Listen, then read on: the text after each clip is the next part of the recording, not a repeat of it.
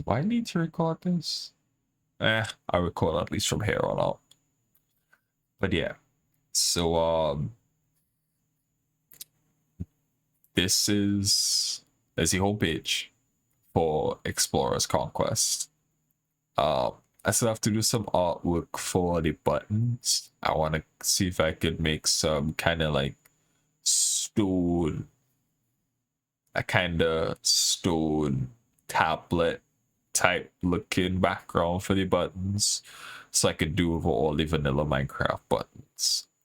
But more or less, this is what the homepage, the main menu is going to look like.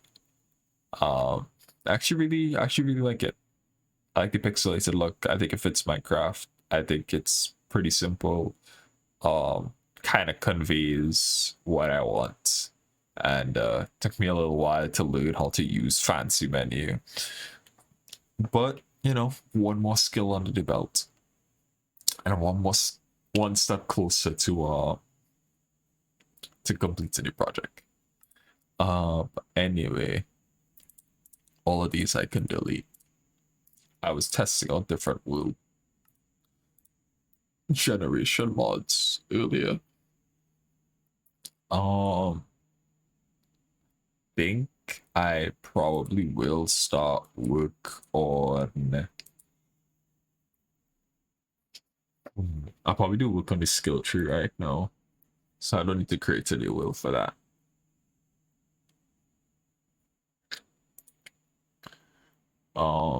The two main things that I have to do. So I think, yeah, there are two main things I have to work on for this project. Before I could like kind of say I'm ready to release it. That being the skill tree and the quest slide. I think those are the two big hurdles that I still have to do. Everything else is just like tidying up, making sure things look cohesive, and then like after that is aesthetics. But like functionally for the mod pack to work properly, I think it's just those two things. The skill tree, I already know how to do that. I've made a couple skill trees before, so it's nothing new in terms of making the skill tree. It's just I need to take some time to figure out exactly what I want in the skill tree and balance it. Like from making skill trees before, there's like a huge balancing issue because like okay, so what am I?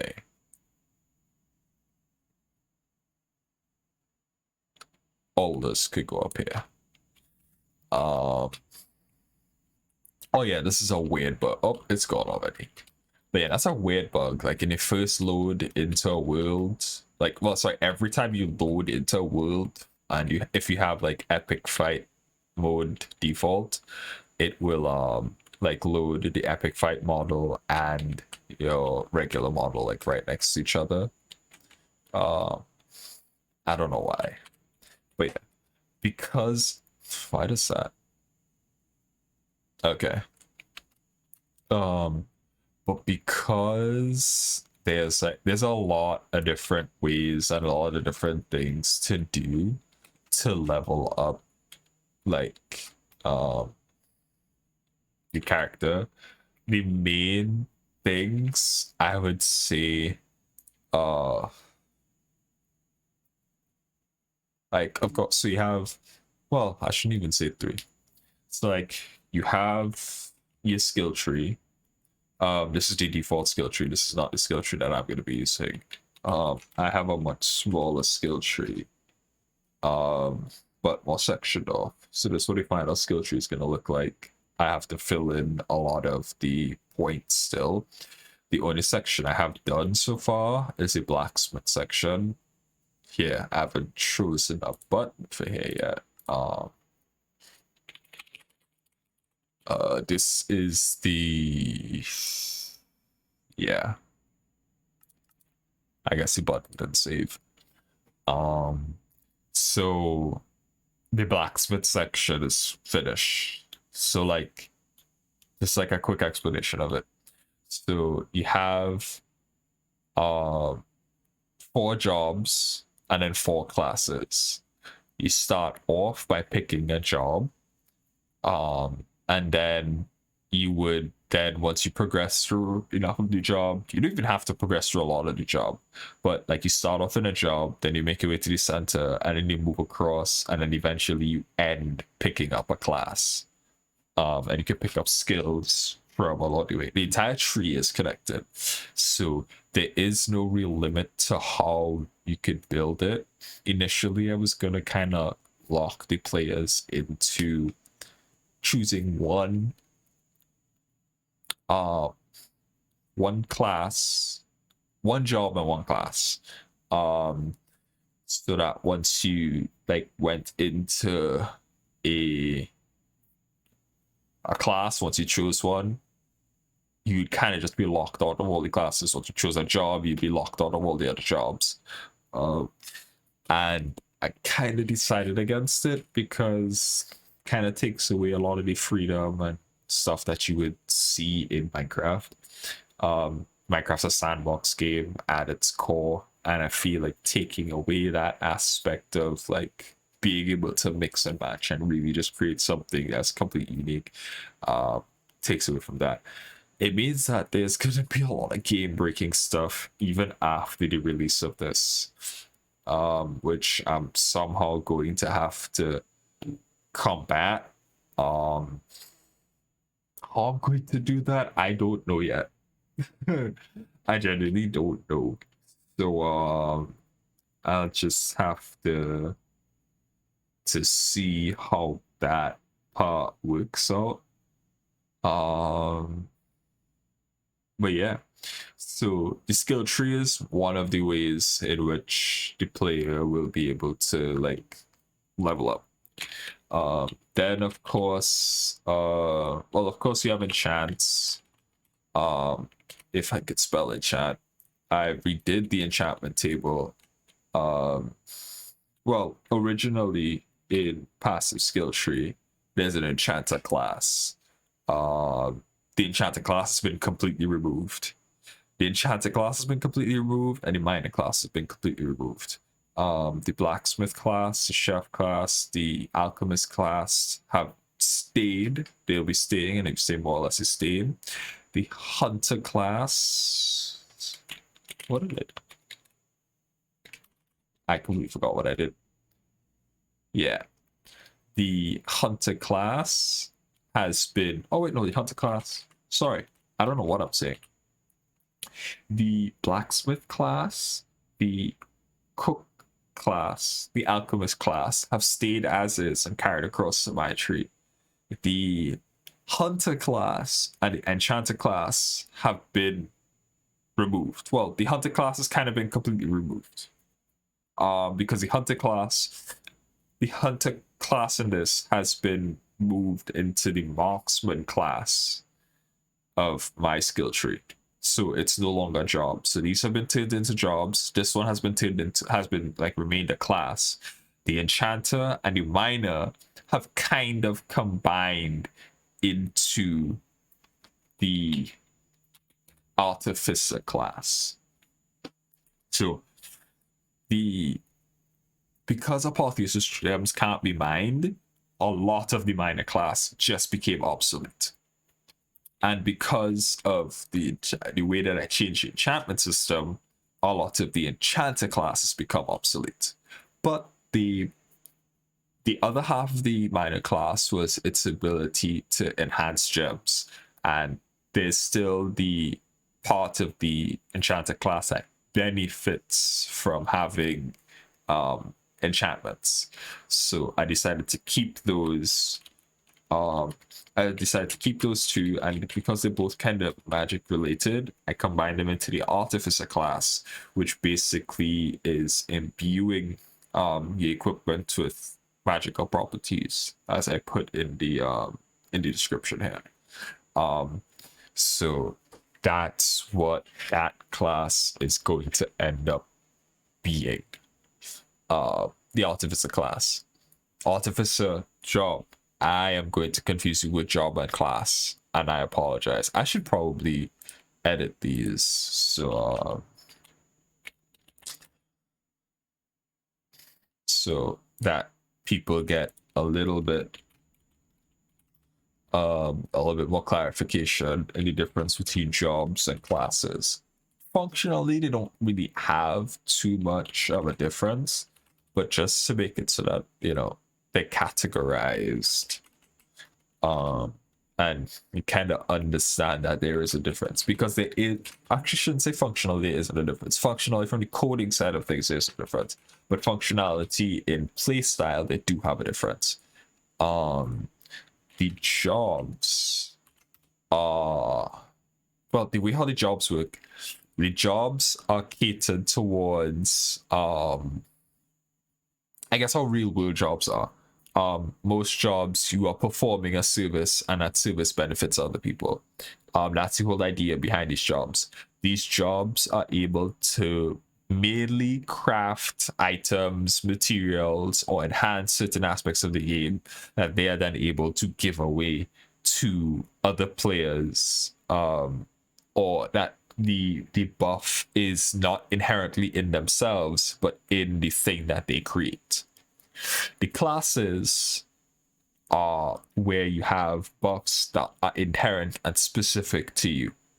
So the job allows you to create something. So you could, if you go into the blacksmith class and you have this, you create a sword, and you have this part of the skill tree filled out, the sword will get that buff. But then if you go into the paladin class, the paladin class again has its own buffs, but these buffs are specific to conditions that you have to fulfill. And when these conditions are fulfilled, then you get the buff. So that's kind of the difference. The jobs allow you to create equipment that gives you an advantage, and once you have that equipment, you have that advantage. The classes are where you have to fulfill a certain set of conditions, and when those certain set of conditions are filled, you yourself get that buff. And in terms of the classes, we have four. We have the paladin, the marksman, the assassin, and the sorcerer. The paladin and assassin, of course, being our melee classes. One specializing in defense, the other specializing in offense. The marksman being an offensive range dealer, and the an offensive range dealer, and the sorcerer being a spellcaster, dealing in magic damage and a bit of support. Probably gonna have to expand the skill tree a little bit depending on how I'm able to work in these skills. Depending on how many skill points I might need to expand the skill tree a little bit, specifically in the class category. Because I was thinking that, especially for like the sorcerer class, I might not have enough to give them like supporting abilities. But again, I have to see how that goes.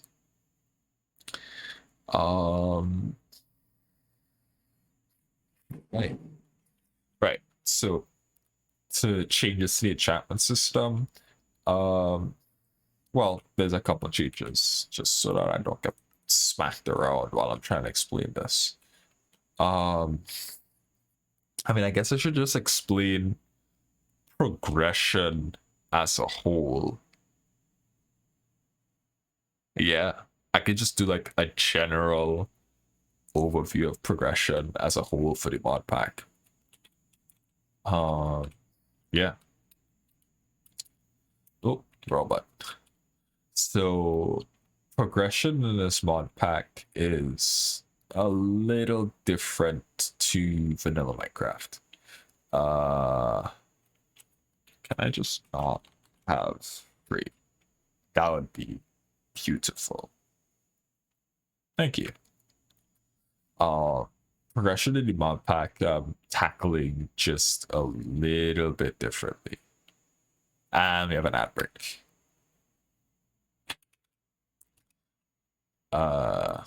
Whoops. Sorry about that, guys.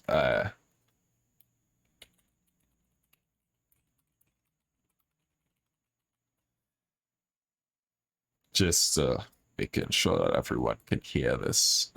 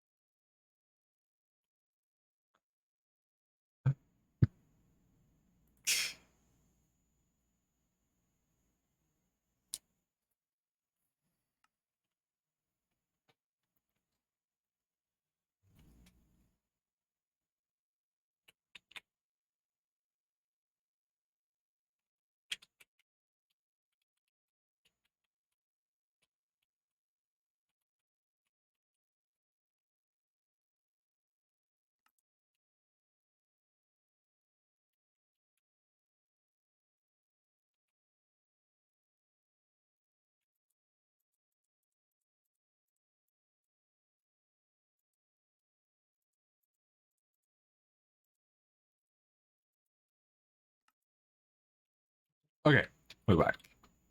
But anyway, progression in the mod pack is a little interesting, a little bit different from vanilla Minecraft.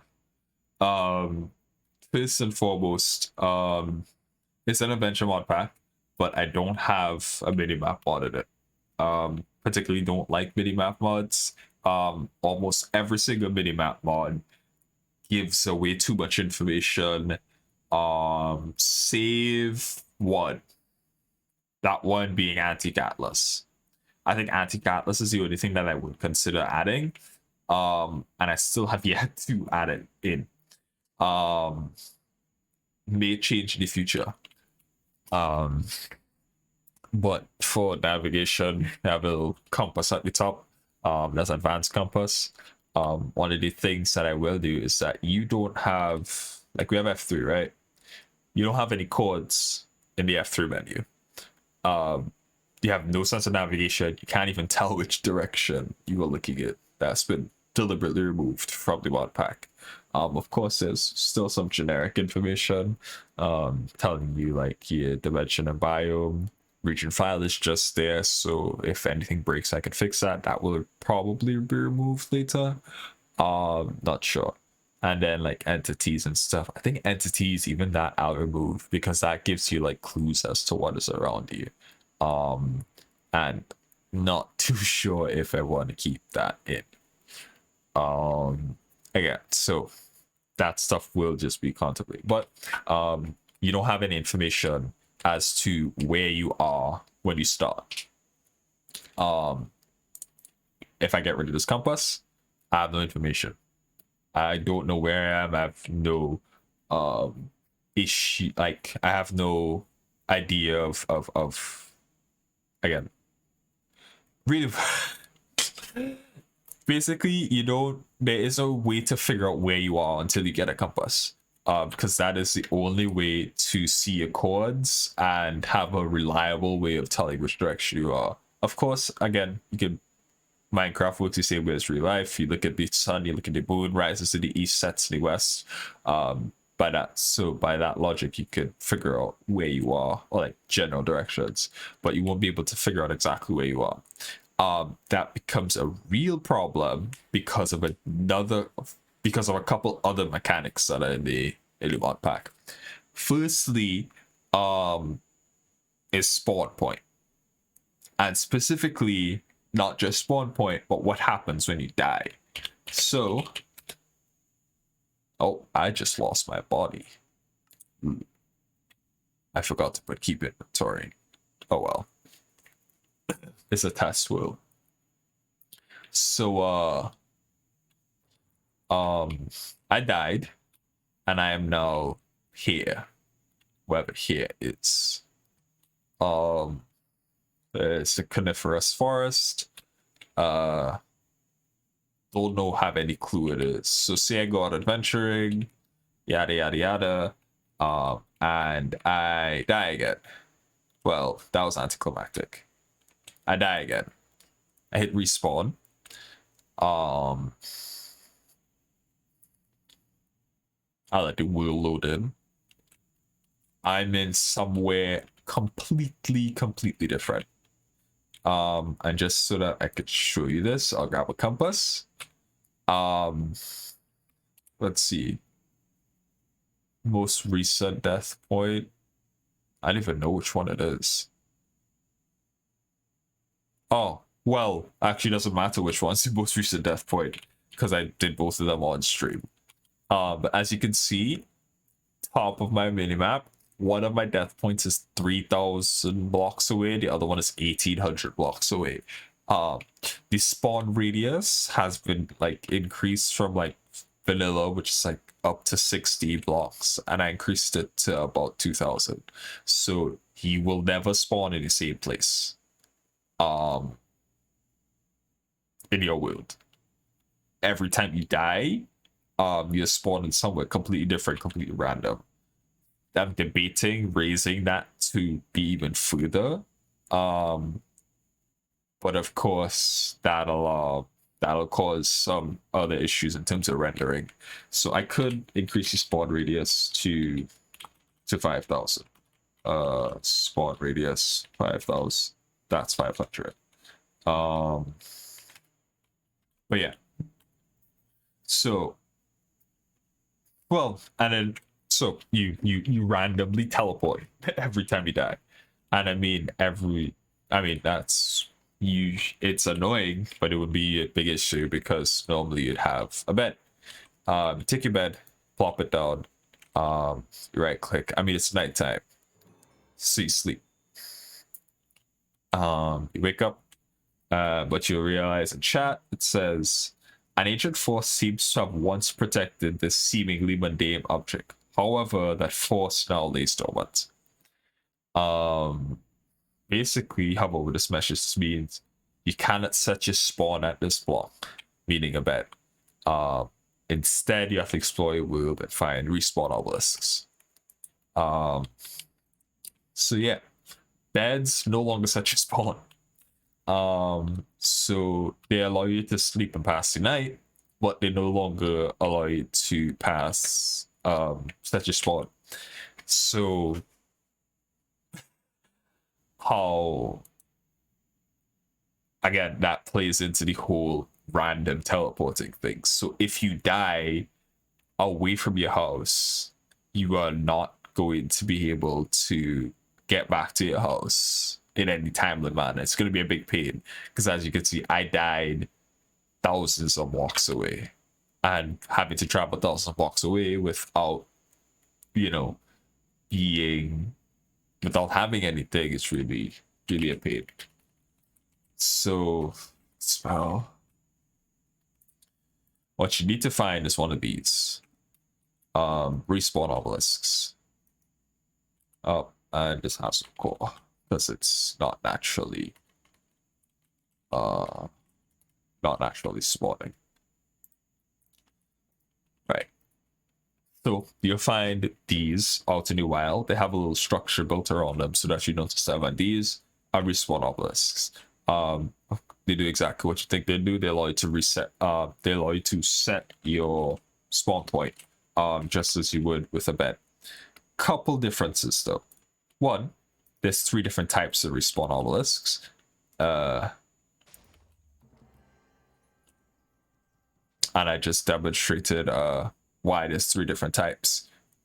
Without thinking about it, I forgot. There's 3 different types. A nether, an end, and an overworld. Just like beds explode if you place them in any dimension that is not supposed to. If you place these obelisks in the wrong dimension and try to use them, they will explode. Yeah. So you have to find one of these to sleep, to set your spawn site, which is very useful. Well, not very, sorry, it's not very useful. You know, it is very useful, but it's necessary if you have to set up a base. So if you have to set up a base, you have to find one of these. Let me just check something real quick. I can't remember if, yeah, I can't remember what level of pickaxe you need to break these. I think a stone one will do it. Am I crazy? Was it iron? Dude, I can't remember what it is in my old mod pack. Why are pickaxes listed as... Please don't tell me it's a diamond pickaxe I need for this, because... Dude, why... It's not some fine tooth. Yeah. Okay, it is a diamond pickaxe. It might also be an iron one. Oh, frick.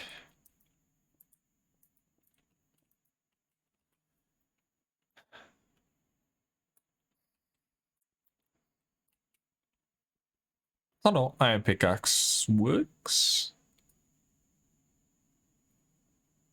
Yeah. So yeah.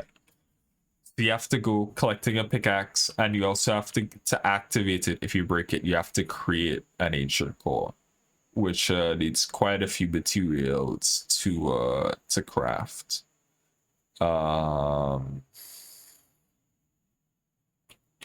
Anyway, so you find a respawn obelisk, you set your spawn, that's where your base is. Thing is that you have to keep your respawn obelisk charged. It doesn't allow you to respawn there indefinitely. To respawn at a respawn obelisk, you right click it, set your spawn. Every time you die,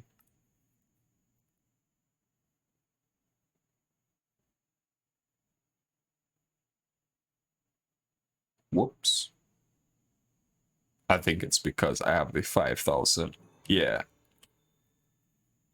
Yeah. So every time you die, you will respawn at the respawn obelisk. Lost found.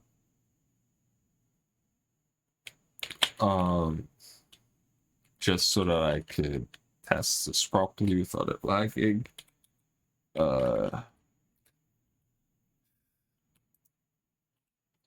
If I were to die again,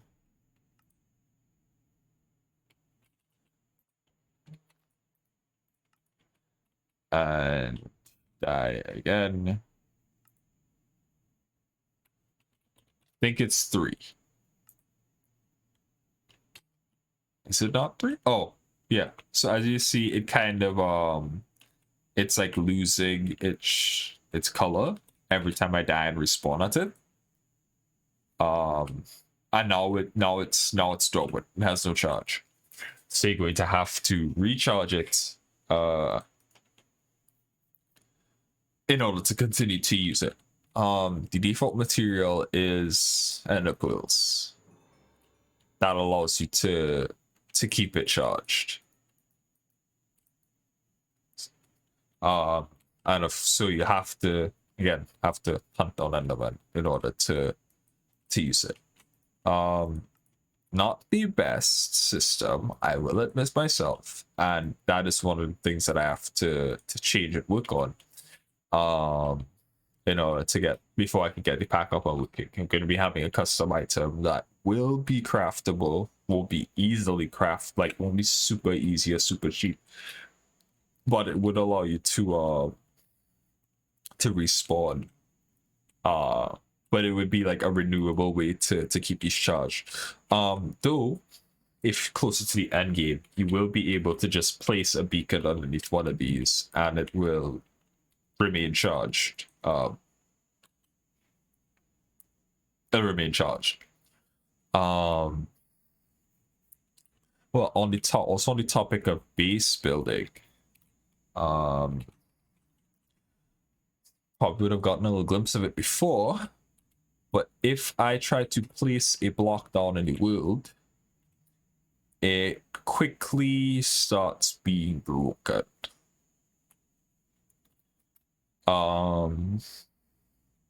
This is to discourage players from going into dungeons and not playing them as intended.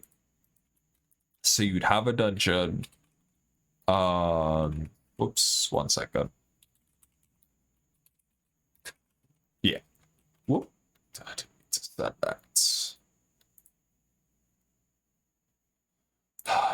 Hate that I cannot touch this. 1 second. I need to go into my channel to delete this.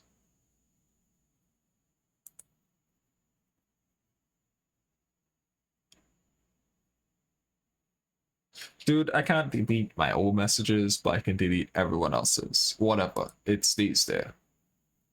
Any.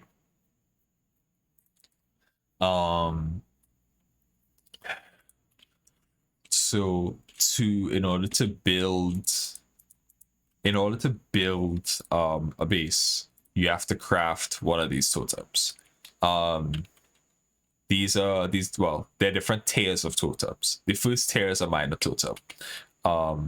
This totem gives you a small temporary area that will allow you to just initially place blocks in case you have, like, at the beginning stage of the game, literally just allow you to place stuff like a crafting table, a furnace, very basic materials, just so that you could use these things without them completely shattering on you as soon as you start the game. There aren't a lot of blocks that are allowed to use in this, but it lasts about 5 minutes. It's pretty cheap, just like a stick and some flint, which sticks and now can be found on the ground, and so can flint, albeit a little bit more rarely, and gravel shouldn't be too difficult to find in this mod pack. So you can make these pretty easily, and as you can see, you could use sticks to extend the timer.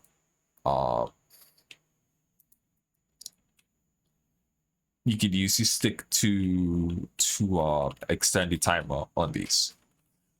In order to build a permanent base, you're going to need the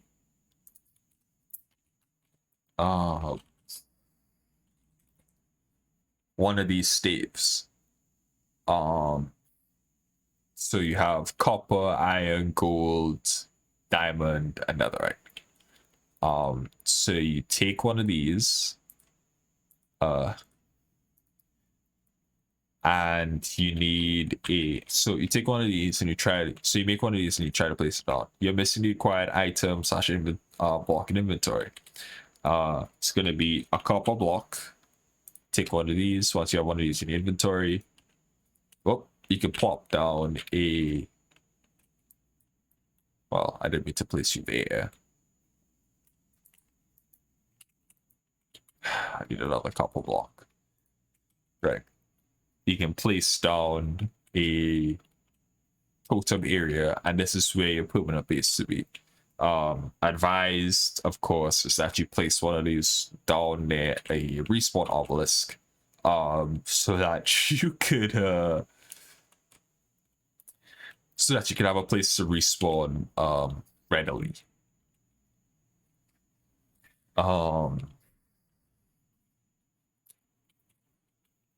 So, and that would be your base setup.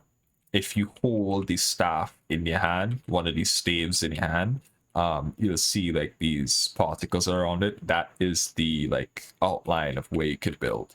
So if you try and place a block, right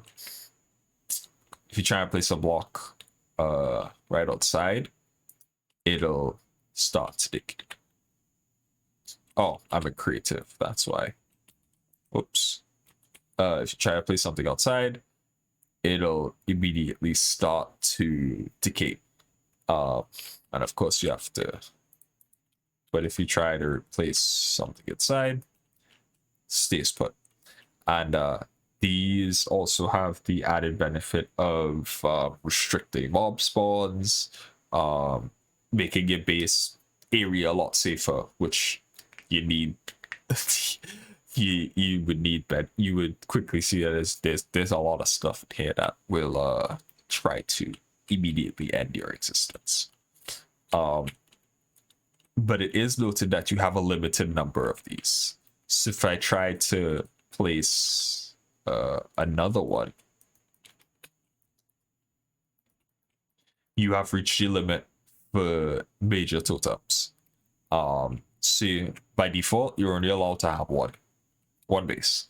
But if you look in the skill tree, you'll see that this is plus one base totem count, plus one base totem count.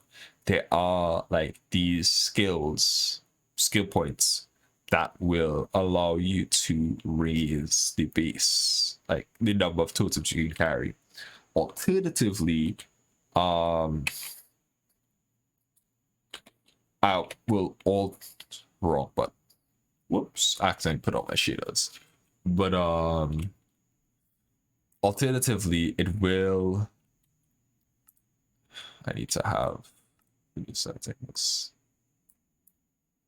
Family shaders so I introduce my in this sense.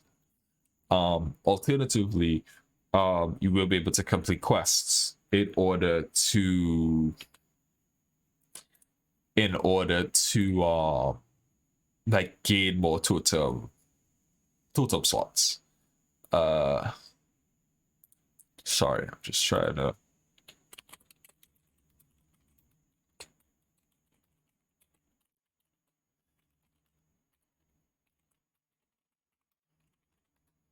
Right. Sorry, I just to write something down before I forgot about it. Yeah. So, you're able to complete quests in order to get more totem slots, so you'll be able to have more bases. Of course, one of the things that you would have to be conscious of is that, of course, you're not allowed, like, a big part of the reason that this mod exists in the mod pack is so that players are not allowed to build in dungeons, because building is the main reason why players are able to cheese a lot of dungeons and cheese a lot of spawners, because they're able to just build around whatever's there and hit the mobs in such a way so that they can't hit you. This sort of system kind of negates that, because you can't build inside the dungeons. I mean, you can pillar up, but of course it'll be quickly broken down. But you can't build to negate mobs, and you won't be able to fight stuff higher level, like significantly higher level than you, by cheesing them in this way. You have to fight dungeons the way they were intended. You have to fight bosses the way they were intended. And it really encourages the adventure aspect of things. In addition to that, we also have Epic Fight. I'll pull up my favorite sword in this entire mod pack. This Epic Fight in this mod pack, that, of course, changes the way that the combat system works. Because of the, I don't know, just a quick side note, whenever you break a totem, you have a minute before all this stuff shatters. And you don't have to worry about like creepers blowing up your stuff. It is immune to explosions. It's immune to being broken by other players. So this also helps with griefing, because another player can't just walk into your totem area and just start breaking stuff. And you could actually, I'm actually limiting it so that other players can't really do much inside of your totem zone. So they just can't mess with your base. Though that probably will be changed depending on if you have like servers and stuff. You can't have like other players be able to influence your stuff. Alright, so we have Epic Fight in here, which completely overhauls and changes how the combat so that it is more of a roguelike. Sorry, it's more of a Dark Souls, not roguelike. But normal, so that stuff starts spawning. Uh, so all weapons will have animations. Have to work on that to make sure that every single weapon conforms to this. But as of right now, all the weapons I'm aware of have animations. These animations are animation locked, just like in other Dark Souls games, where once you start an animation, you can't do anything until the animation's done. It'd be nice to get probably a heavy weapon, so that it's a little bit more. Attack speed on this is pretty high for a hammer. This club should be a better example. Or maybe it's not. Maybe I'm just tripping. Anywho, basically, so you again, this adds to the whole adventure thing. And I know that people say, well, epic fight. If you're not in epic fight, I'm sorry, what?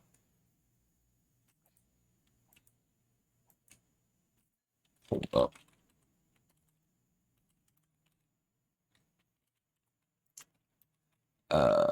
Let me guess. This is not a place for this woo. Yep, it's currently set to true. This is how it's actually supposed to function. Let me just make sure that I don't forget about this.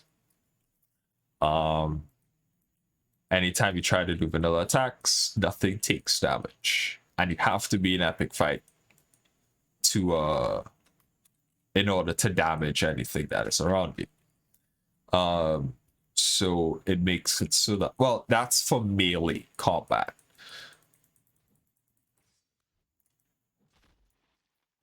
For melee combat, you have to be doing it in epic fight.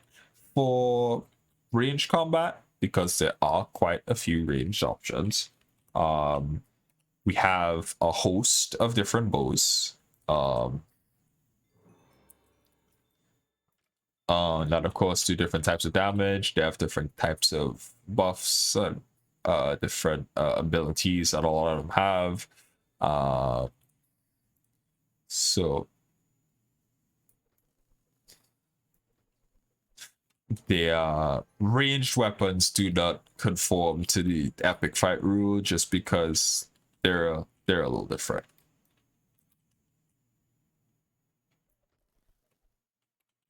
But yeah, so that goes bows, crossbows, which they kind of really is only the vanilla crossbow.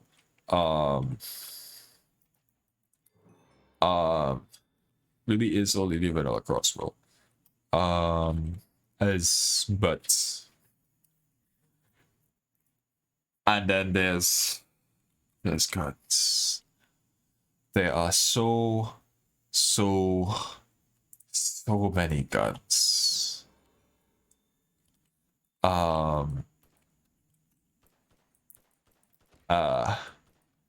Was debating on whether I was keeping these or not. I was convinced that guns must be in my mod pack, and so we have guns now.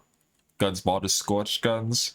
I think they do a pretty good job. They're very detailed. There's a lot of variety, different stuff. And of course, these don't need to be in the. You don't need to be in epic fight in order to do damage with guns. Just because if you are in epic fight and you try to do that, one, the guns kind of don't sit where they're supposed to, and when you ADS, you completely lose your crosshair, and that is just a bug with epic fight that no one has seemed to be able to fix. So they'll just have to they just have to stay like this. Anywho, so that is the situation with Combat. I feel like I'm forgetting something. Right. Next topic. Villages.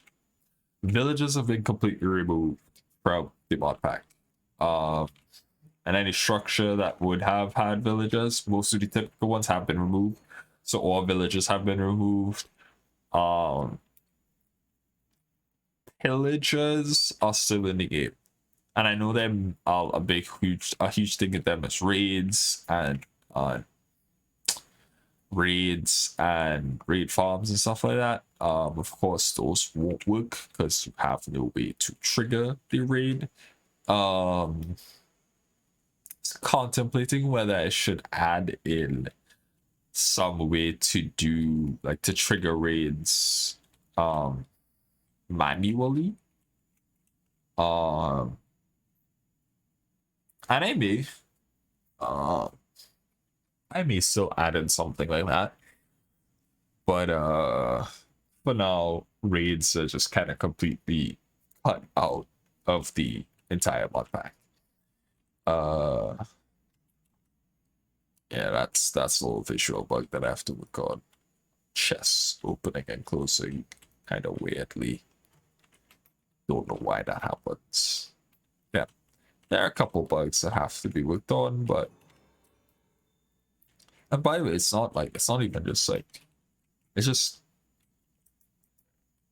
naturally spawning into chests. Oh, it's fixed now.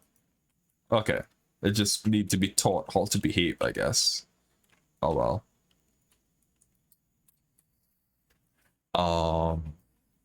Whatever.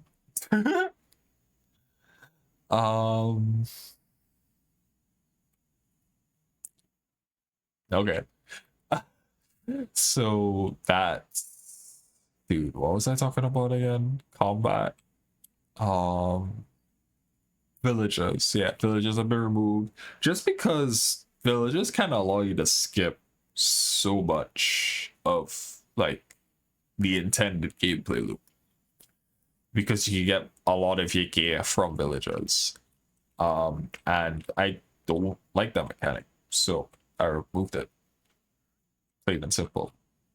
Wandering villages are still a thing, and of course they have like these special type of villages by certain mods, which I decided to keep just because I don't think they do that much harm. So you can still like encounter like guys like these, and I did not plan this. It's just kind of he just happened to be here at the perfect time to explain what I was talking about. So yeah, I decided to keep stuff like those. I think mostly those are added by Let's Do, which is the food mod, the food series responsible. Well, that is in this mod pack. But yeah. Ooh, right. How could I forget about such an important thing?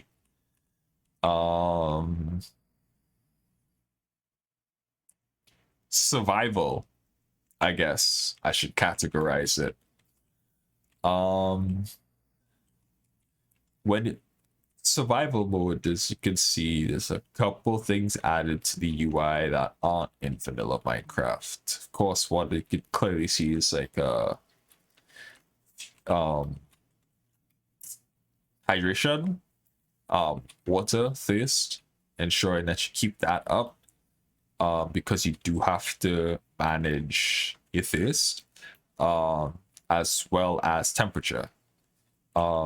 If you have a calendar in your inventory or equipped in the calendar slot that you have, you can see what season it is and what day it is.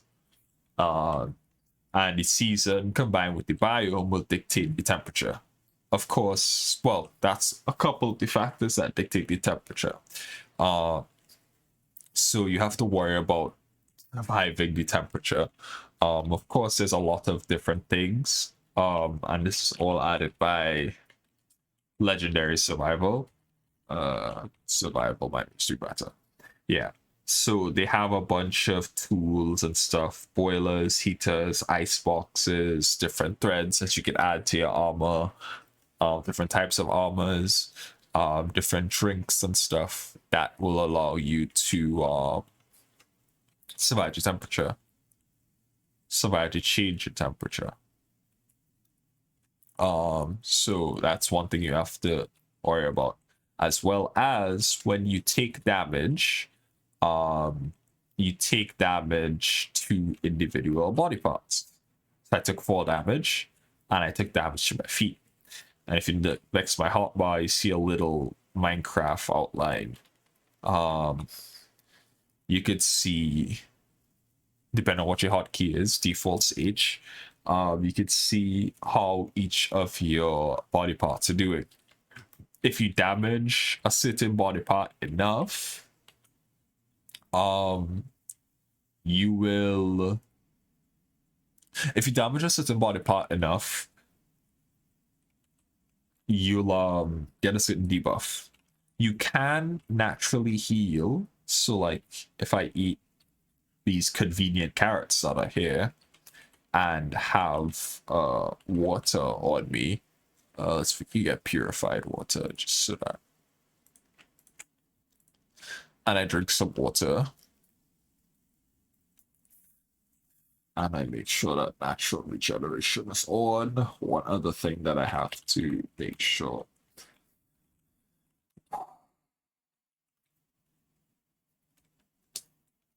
Still have a lot of fine tuning to do. Make sure that natural regeneration is on.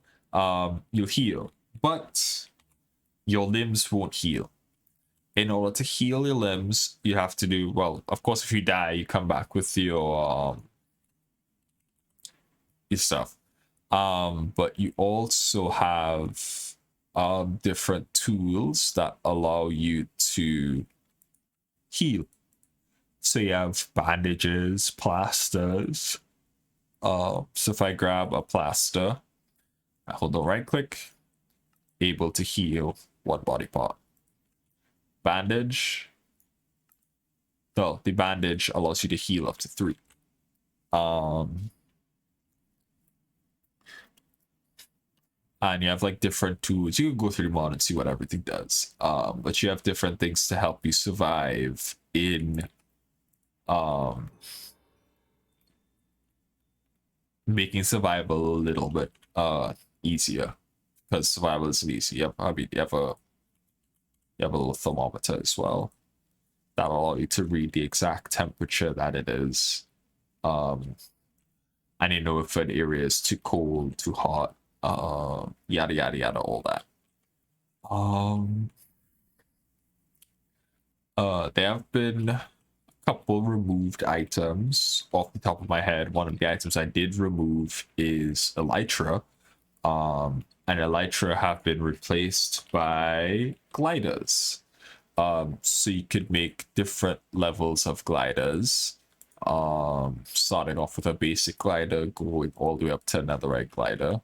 That's not where I wanted you. You have a glider slot. Here you are. So you have a glider, you jump off of a high place, and because Epic Fight exists, it doesn't deploy properly. Epic Fight breaks a lot of the animations. So you could deploy a glider, and it allows you to, of course, cross vast distances without being as completely broken as elytra are, and allow you to travel 3,000 miles across the map in the span of 2 minutes, which I personally despise. So things like elytra have been removed, as well as my most hated enchant, mending. Mending has been completely removed from the mod pack, because, in my opinion, it breaks the entire gameplay loop. In survival games, a part of the thing, it's a sandbox survival, but it's still a survival. And especially in my mod pack, it is an adventure survival. Um, a big part of the gameplay loop is gathering materials and using those materials to survive. So if you have something that just kind of mending, you just don't have to think anymore. You don't have to go out gathering materials anymore. You make a god set of armor, and then you sit in front of an XP grinder and you smack that for 5 seconds, and your gear is instantly repaired. Kind of defeats your purpose. On top of the fact that you can no longer make XP grinders in the way that you used to be able to. As I said, you cannot build inside of structures or places where there are spawners, and you cannot build your base within a certain radius of anywhere that has a spawner. So there is no way to. It's like you can't place your base in a dungeon and build there. You have to clear out all the spawners first if you want to make, say, one of the dungeons you find into your home. You have to clear out the dungeon. You have to clear out all the spawners before you can do that. So you can't use. If you want to have a spawner, you have to use it as it's intended, and you have to go into the dungeon every single time with the proper equipment to genuinely fight everything that is in there. So it adds an extra dimension of challenge to dungeons again.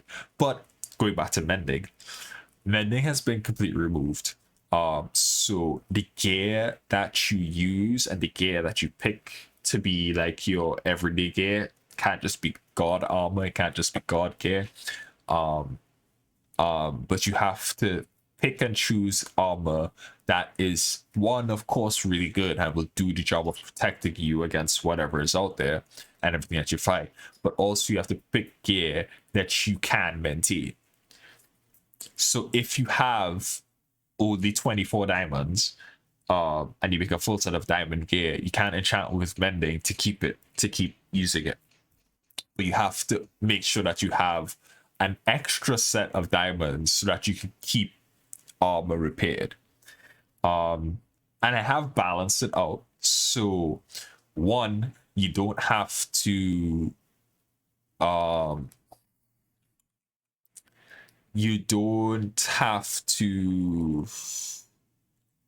what is the word?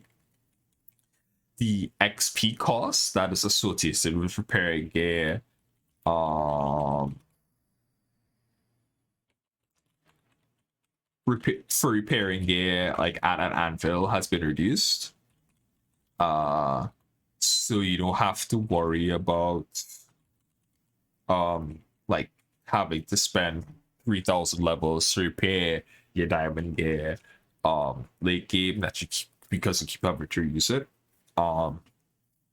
Once it's just material repairs, if you have to go into add-in enchantments, of course that is going to cost experience. But in terms of just material repairs and upkeep of your equipment, you don't have to worry about that.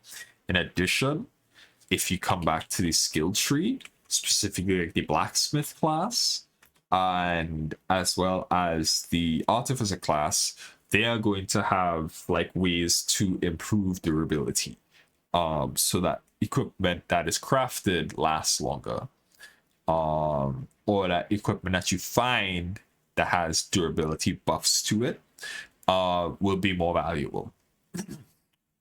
Because once you want to keep good gear, and in addition, you can't lose gear anymore in terms of it breaking body. So say in the middle of a fight and something smacks you really hard, which happens in this pack, and it wipes out a huge chunk of your durability, your armor was low.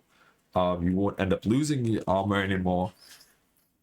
It'll just go into a state of being unusable, and you'll have to go back and you have to repair it.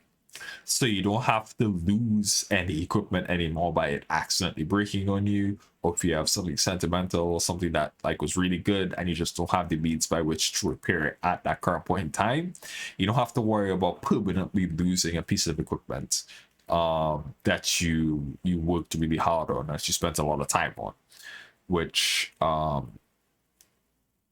know can be really frustrating in a lot of times. So that's like the whole mending situation addressed.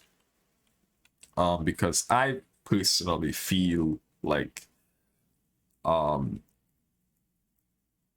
mending sucked. But rewriting the entire system to rebalance it also was its own challenge. I'm still kind of tweaking right now. I still have to do some tweaks to the anvil so that it doesn't cost a lot of things.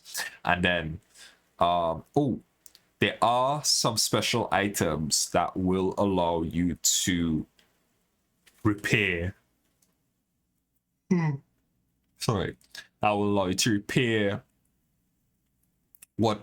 unique equipment, because there is equipment out there that doesn't have a crafting recipe, so thus would have a repair material. So there are certain ways that you can go about to repair those specific types of gear. So you can repair those specific types of gear. And there will be ways to do that. And as you go through the pack, you will discover different ways that you'll be able to do that. One of them is through this mending neurogel, which you will have to do quite a bit of work to be able to start crafting this. To be able to start crafting this, as it'll allow you to it allows you to repair gear. So you're gonna have to go through some work to get the stuff. But yeah, in terms of core mechanics that this mod pack was, I think that's more or less it.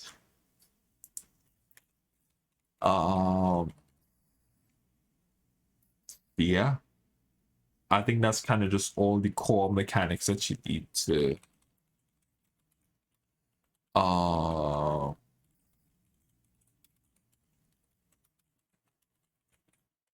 yeah, I'm trying to think of any other core mechanics that you probably need to be aware of. I don't think there really is anything. The rest of it is you have to play and discover how.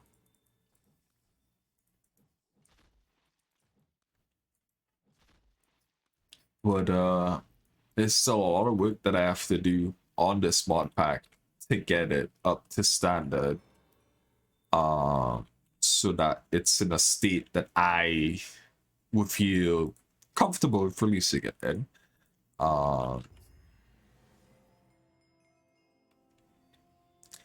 But as of currently, I think it is. I mean, it's in a decent spot right now. But there's still a lot of work that has to be done. For one thing, I know respawn obelisks are not as common as they need to be, I think. Still trying to figure out a way to make those a little more common. So that you don't have to spend the first like 3 Minecraft weeks searching for a respawn obelisk. I mean, they're most commonly found in plains biomes, but they're still not incredibly common. So again, it's an adventure mod pack, and you're gonna have to do quite a bit of work to find them. So you're gonna spend a lot of time hunting, going out, looking, trying to find out what there is. Might be a little quest line that you have to complete that'll give you one.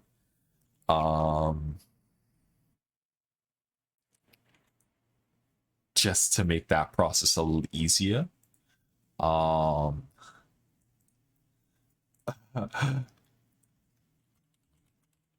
just because might be a little bit hard for some people to find one. And so I will be probably be adding in a quest so that you have to complete a certain, you have to go and complete something in order to get uh a respawn obelisk. Because it is, it's not as common as I would like, and yeah, it's not as common as I would like, and changing it has been quite difficult. A little bit more difficult than I think it needs to be. So yeah, that is among changes that have to be made to the mod pack before its initial release. Speaking of initial releases, I think I have a deadline or a time frame, and I think I want to see if I could release this by the end of April, the very first, the beta of it, for people to play and test. Currently, there is, like, this thing does have a mod page, by the way. Let me just pull it up. Curse Forge, my profile. So it does have a mod page, and it does have an initial version. I actually have to remove this initial version. Whoops, didn't mean to do that. Manage. Because this file is something completely different. As you can see, it's Azure Ascension. That's like, it's a different set of mods, it's a different mod pack, and it is not what the final thing is going to be. I mean, there's a lot of the same mods, but I should probably take this down before I forget. I will just archive it. So, pretty soon, hopefully, I will be uploading Explorer's Conquest. As I said, I want to see if I can get it done by the end of this month, so that I can start getting feedback on what it's like, how it plays, what are some things I need work. As I've kind of said at the beginning of this, the current two biggest things that I need to work on are the skill tree and the quest line. Once those two things are implemented, the pack will be in a raw state where it is playable and it is progressible, and you could give comments and you give feedback and you can play through it and you could figure out what it wanted to be like, and you can get some initial idea of how the mod pack is going to play. From there, it'll just be a lot of tweaking, removing stuff, adding stuff, making sure that things work properly, making sure that things fit together seamlessly, because of course, not everything's gonna work out of the box, not everything is gonna work day one, and need to put in quite a bit of work to get it up to standard. So I think that's it. I mean, if you guys have any questions or have any comments, have anything you'd like to say, feel free to drop a comment, something in chat, say what you got to. I also have my Discord server linked so that you guys can come there and check it out. My Twitter is also linked. You can leave comments for it there. Just, of course, tag me. And I'll try and get back to you guys on anything that you have, anything that you'd like to see. Of course, this extends. When the mod pack is released, I will release an announcement in my Discord server, on my YouTube channel. I'll be going through it on Twitch, and I will post something on Twitter as well. All my platforms that I usually use will get updates on Explorer's Conquest and its release, so that everyone is kind of aware of what's the status of it. I'll be putting up change logs, updates, changes, all of that will go through whatever it needs to be. So, yeah, I hope that you guys will enjoy this project, and I'm looking forward to it as much as I am enjoying working on it. I'm looking forward to releasing it to you guys. And yeah, thank you for coming along, and I will see you soon, hopefully.